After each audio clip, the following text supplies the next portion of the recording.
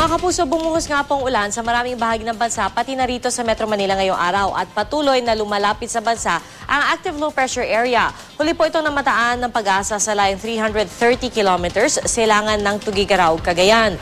Bagamat hindi isang ganap na bagyo, kita po sa satellite image ng Weather Central na malaki ang sakop nito. Kaya naman magdadala po ito ng malawakang ulan sa Kalakhang, Luzon. Kita po yan sa kulay berde hanggang pula sa mapang ito po.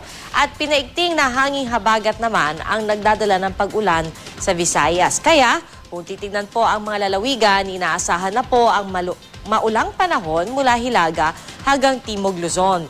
Inaasahan din po ang mga pag-ulan sa malunsod dito sa Metro Manila ngayong araw tulad na lang po ng Navotas, Cainta, pati na po ang Parañaque. Asahan na rin po ang maulang weekend dito sa Metro Manila dahil may epekto pa rin sa mga susunod na araw ang sama ng panahon na ito. Maulan din po sa Visayas mula Boracay hanggang Tacloban. Paalala po mga kapuso, maging handa at alerto po tayo sa posibilidad ng flash flood at landslide. Sa Mindanao po, magiging maulan din pero bahagyang mas magandang panahon sa bandang Silangan at Timog Mindanao. Dahil sa dalang hangin ng LPA at ng habagat, magiging maalon po sa karagatan sa northeastern Luzon, pati na sa mga katubigan sa kanluran ng bansa, lalo na sa may Palawan.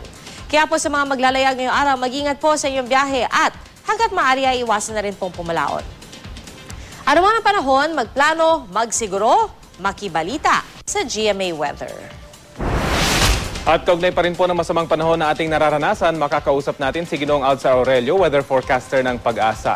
Magandang tanghali po, Ginoong Aurelio. Magandang tanghali sa iyo, Rafi.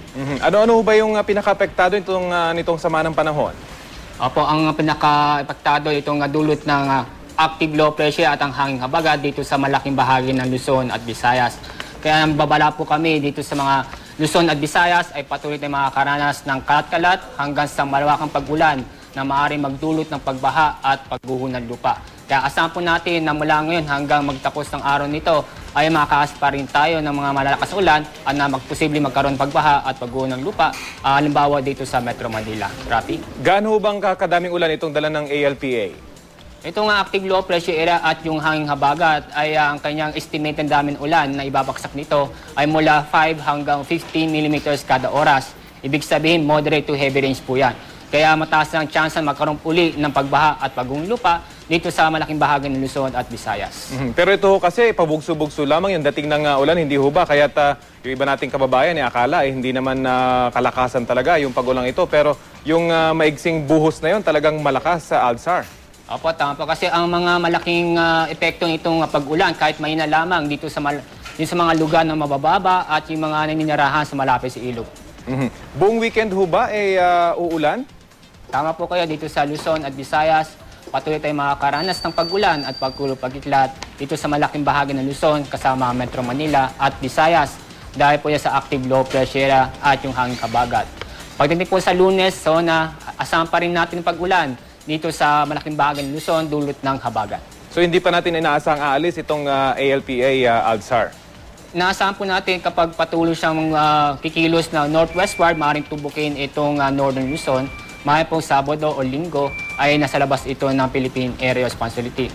Pagdating ng Lunes, kahit nasa labas itong active low pressure area, itong habagat naman ang patuloy na iiral dito sa malaking bahagi ng Luzon at ng Visayas. Wala na ho ba tayong namamatang iba pang sama ng panahon na inyong binabantayan sa ngayon?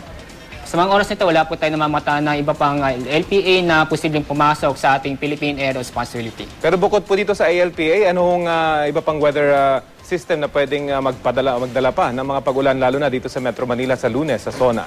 Ito lang po dalawa, itong active low pressure area at ang southwest monsoon o hanging habagat, mostly po naapektuhan ang Luzon at Visayas. Tuloy-tuloy po yung pag-ulan mula pa nung kagabi. Ano po magiging epekto kaya nito sa mga basang lupa na, lalo na doon sa mga matatarik na lugar at prone sa landslide?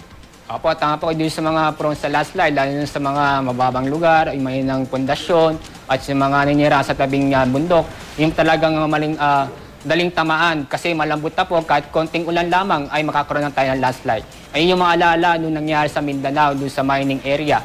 Konting ulan lang, nagkaroon po ng landslide. Sige po, maraming salamat, Ginoong Alzar Aurelio, weather forecaster ng Pag-asa.